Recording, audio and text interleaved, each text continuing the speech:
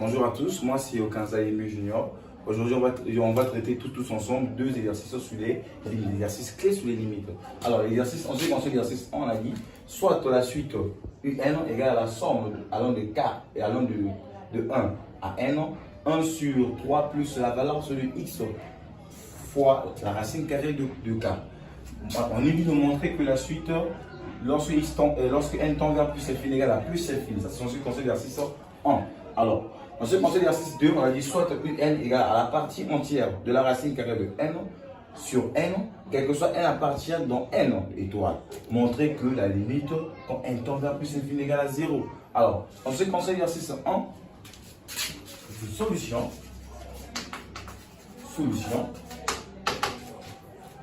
montrons que, je reprends la question, montrons que la limite, lorsque n tend vers plus infini égale à plus infini. Comme c'est une somme, alors on sait que un égale à quoi? Un c'est autre que la somme allant de 1 à n, de 1 sur 3 plus valeur sur le sinus de x fois la racine carrée de k. Premièrement, qu'est-ce que je vais chercher à faire? Je vais chercher à borner cette suite. Borner, c'est-à-dire je vais chercher à retrouver la partie inférieure. En fait, je vais écrire sous cette forme en fait. Borner la suite, avoir la partie inférieure et la partie supérieure. Je vais chercher à borner cette suite. Alors comment faire? Il y a déjà un élément clé qui se trouve ici. Déjà la racine carrée, la valeur sur les racines carrées de x nous dit quelque chose. On sait que les fonctions, sinus c'est une fonction circulaire et c'est une fonction qui est bornée en fait. Bornée, c'est-à-dire qui est bornée de moins 1 et à 1. Mais on sait qu'on sait la valeur sur le sinus x est carrément strictement inférieure ou égale à 1. Raison pour laquelle on va juste écrire ici, on sait que sinus, valeur sur le sinus x est carrément inférieure ou égale à 1. Comme si valeur sur le sinus x est inférieure ou égale à 1, alors je vais chercher à multiplier l'inégalité par racine carrée de k.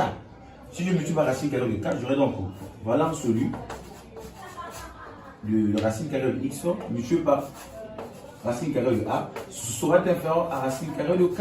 Si je multiplie par k, là si je multiplie 1 fois racine carrée de k, ça me donne aussi racine carrée de k. Alors, il me manque le 3 là en fait. J'ajoute les 3 partout.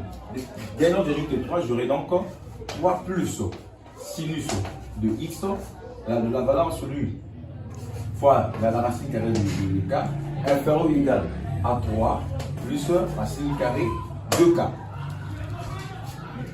L'idée principale est le borner en fait la suite. Alors comme je vais le retrouver dans le dénominateur de notre suite qui est ici, je prends maintenant les inverses pour retrouver le 1.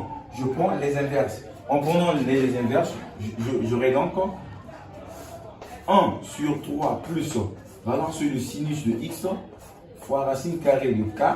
Cette fois-ci, ce sera maintenant supérieur ou égal à 1 sur 3 plus racine carrée de 1 sur racine carrée de k.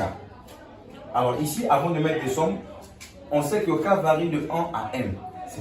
K varie de 1 à n, c'est-à-dire, quel que soit k peut prendre les valeurs de 1 jusqu'à n. Comme k varie de 1 à n, ça veut dire quoi? Ça veut dire que 1 sur 3 plus racine carrée de k est carrément inférieur ou égal à 1 sur 3 plus racine carrée de n. C'est-à-dire quand n prend, dès que k prend la valeur n, alors le k sera strictement inférieur ou égal. Donc je vais carrément remplacer ça par ça. Donc ainsi donc, on aura à la fin.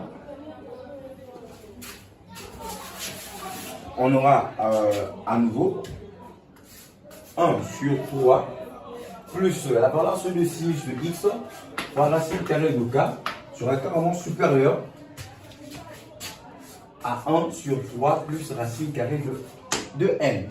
Alors je peux maintenant faire rentrer les sommes pour trouver la suite. J'aurai donc la somme de n sur k égale à 1. Sinus de x par racine carrée de k sera carrément supérieur à quoi? À la somme allant de 1 à n, de 1 sur 3 plus racine carrée de n. Et à ce niveau, On remarque que ça, c'est autre que la suite du départ, c'est autre que la suite UN. Donc je peux dire que UN est carrément supérieur ou égal à la somme de K allant de 1 à N, de 1 sur 3 plus racine carrée de N. Alors ici, la suite varie, en fait, la suite varie par rapport à K. Comme ici, on n'a pas K, alors ça là, c'est autre que le nombre de termes. Donc ça là, c'est autre que le nombre de termes. Donc, or, la somme de K, la somme allant de N, de 1 à N, de 1 est autre égal à N. Est autre égal à N. Est autre égal à N. Comment? C'est juste qu'il faut appliquer cette formule de nombre de termes. Le nombre de termes, c'est autre que N moins P plus 1. Le nombre de termes, c'est-à-dire le nombre de termes, le 10 du premier terme, moins P plus 1. Le 10 du premier terme, mais c'est le 10 du dernier terme, en fait, c'est N. Et P, c'est le 10 du premier terme. Le 10 du premier terme, c'est le 10 là. Quand on remplace ici par le 1, on aura N moins 1 plus 1. C'est 1 de la formule. Et quand j'enlève, j'aurai directement N. La raison pour laquelle on peut remplacer tout ça là par N. Pourquoi? Parce que là, on n'a pas K. Donc lui, il ne dépend pas de K. Donc raison pour laquelle ici, on pourrait écrire UN supérieur ou égal à N sur quoi? Sur 3 plus racine carrée de N. Comme c'est la limite, je peux appliquer, je peux passer par la limite. Je mets la limite à gauche, tout comme la limite aussi à droite ici. Donc ici, j'aurai quoi?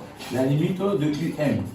Quand n tend vers plus l'infini, sera supérieur ou égal à la limite de n sur 3 plus racine carrée de n quand n tend vers plus l'infini. Alors, je vais juste me contenter de la limite là, c'est-à-dire la limite de n sur 3 plus racine carrée de n quand n tend vers plus l'infini. En regardant déjà la limite, déjà, ça donne carrément plus l'infini. Mais pour plus de lumière aussi, on peut passer par changement des variables. Pour qu'on puisse mieux démontrer ça, on peut passer par changement des variables en posant tout simplement que racine carrée de n égale à grand X. Si racine carrée de n égale à grand X, ce qui entend que x égale à n égale à x au carré. Alors je peux remplacer ça ici. Alors j'aurai donc la limite. Au lieu d'écrire x n, on va mettre remplacer par x au carré. Sur quoi? Sur 3 plus racine carrée de n, c'est autre que grand X. Lorsque grand X tend vers plus infini. Si n tend vers plus infini, on aura racine carrée de plus infini. Donc grand X aussi tend vers plus infini. Alors là, on peut prendre le monombre le plus haut degré au numérateur, tout comme au dénominateur.